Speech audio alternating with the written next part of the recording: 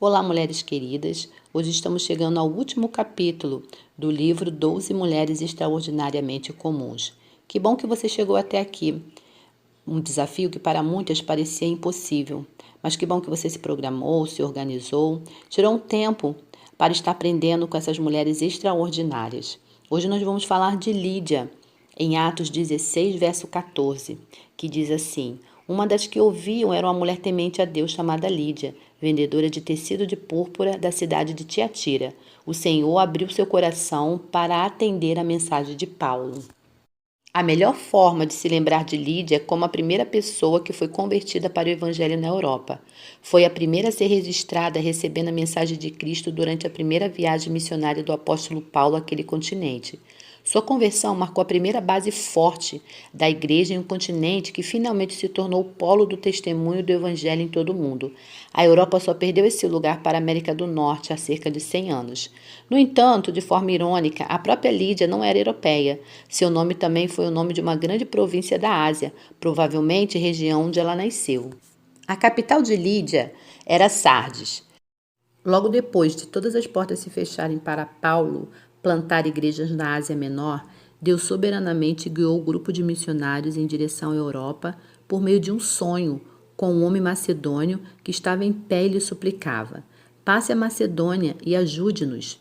Macedônia naqueles dias era o nome de uma província romana que cobria boa parte da península superior da Grécia, que se estendia do mar Adriático ao mar Egeu.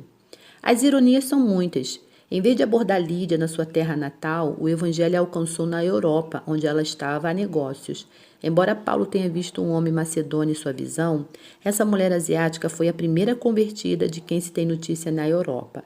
Lídia era uma mulher notável, que apareceu de repente e inesperadamente na narrativa bíblica, lembrando-nos que, embora os propósitos soberanos de Deus geralmente permaneçam ocultos aos nossos olhos, Ele está sempre operando de maneira secreta e surpreendente para convocar o povo de Deus para o seu nome.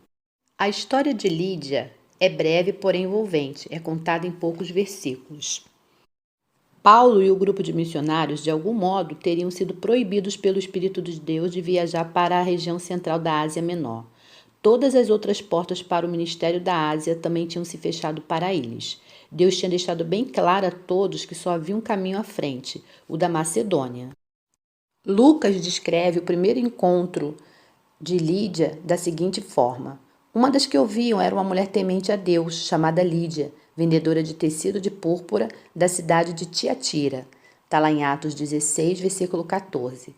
Ela era, na verdade, uma empresária. Vendia corantes e tecidos roxos finos feitos por uma cooperativa famosa da sua cidade natal de Tiatira. Os arqueólogos descobriram várias inscrições romanas datadas do primeiro século que se referem à cooperativa de tintureiros de Tiatira. Por isso, Lídia deve ter sido uma mulher que tinha alguns recursos. A menção de uma casa em Atos 16, verso 15, poderia indicar que ela mantinha uma casa em Filipo, mas provavelmente com servos domésticos. Tudo isso confirma que ela era uma mulher rica. Lídia é descrita em Atos 16, 14 como uma mulher que era temente a Deus. Pelo menos intelectualmente, ela já sabia que Yahvé era o único Deus verdadeiro. Ela dava uma atenção toda especial ao que Paulo falava. Lucas registra que Lídia ouvia. Ele usou uma palavra grega que queria dizer que ela ouvia com atenção. Ela não se limitava a absorver o som, ela dava atenção toda especial ao sentido das palavras. Deus lhe abriu o coração. Lucas afirma claramente a soberania de Deus na salvação de Lídia. A fé de Lídia imediatamente foi demonstrada pelas suas ações. Aparentemente, Lídia, como eunuco etíope, não precisava de muito incentivo para dar o primeiro passo de obediência a Cristo. Ela foi batizada naquela hora e naquele lugar. Observe também que as escrituras mencionam os de sua casa. Isto poderia descrever sua família em particular, mas nada no contexto indicava que ela era casada. Lídia pode ter sido uma viúva. Sua casa com certeza tinha servos. Mas sejam quais forem as pessoas que faziam parte da sua casa, todos eles receberam a fé e foram batizados naquela ocasião juntamente com Lídia. Ela já estava levando outras pessoas a Cristo. Lídia se mantinha sempre pronta a exercer também a hospitalidade com os missionários. Segundo Lucas, ela rogou-lhes que ficassem em sua casa, Atos 16, 15. A hospitalidade que Lídia demonstrou a esses desconhecidos que tinham vindo a ela em nome do Senhor foi louvável. Repito que seu desejo de os hospedar nos lembra que ela era uma mulher de posses. Hospedar tanto desconhecido não seria uma tarefa fácil, até mesmo nos dias de hoje, já que eles não tinham planos sobre o lugar para onde iriam em seguida. Afinal de contas, eles estavam naquela localização para plantar uma igreja, ou seja, ela tinha se oferecido para cuidar deles por tempo indeterminado. Pregar o evangelho era considerado uma ofensa que poderia levar à prisão.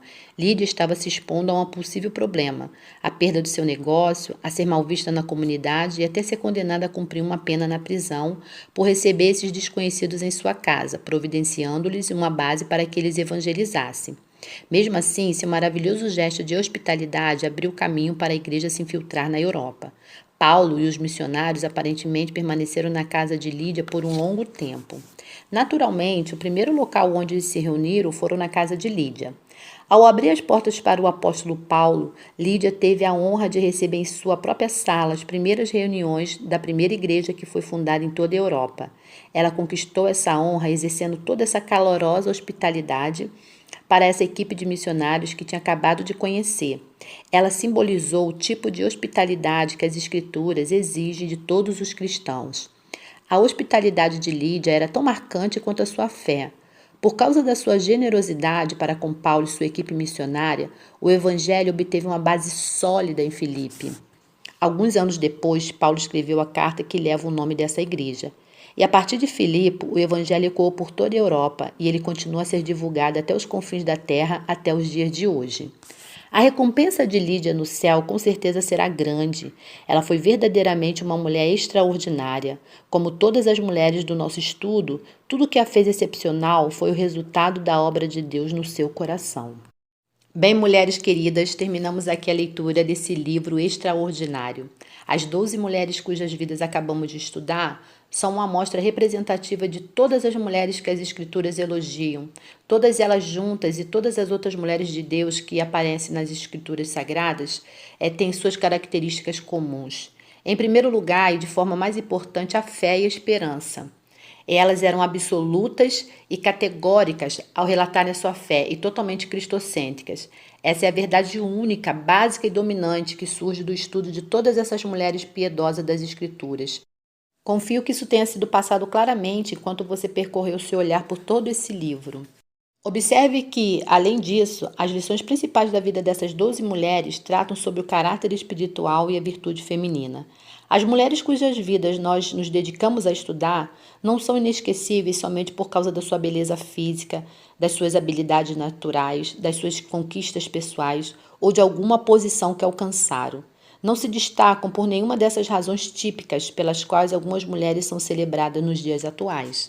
Dentre as 12 mulheres que estudamos, nenhuma delas se tornou famosa por causa da sua carreira, de alguma conquista desse mundo ou de algo que poderia se destacar aos olhos de um observador cultural. Os relatos de cada uma delas exemplificam de algum modo importante uma qualidade moral ou uma característica espiritual que é digna de ser imitado. Para resumir, tudo o que foi feito para que essas mulheres fossem consideradas extraordinárias ocorreu graças à obra do Salvador glorioso a quem elas amaram e serviram. Mesmo parecendo extraordinário, o que Deus operou na vida delas, na verdade, não é diferente no que Ele faz na vida de cada uma de nós. Que os resultados extraordinários desse processo sejam experiências diárias que você tem com Deus. Deus abençoe você, mulher, que esteve conosco até aqui. Até a nossa próxima leitura.